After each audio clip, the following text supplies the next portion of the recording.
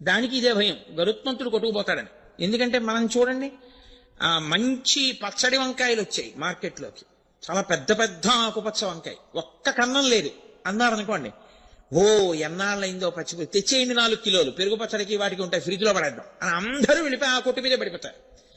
అలా బాగా చక్క అలాంటి పాములంటే అవి ఎక్కడున్నాయో అని ఆలోచించి మరీ పెడతాడు గరుత్మంతుడు. అందుకని ఆ మణినాగం ఏం చేసేదంటే, బయటికి వస్తూ ఉంటే పుట్టలోంచి శివ శివ శివ శివ శివ శివ శివ శివ అంటూ వచ్చేది.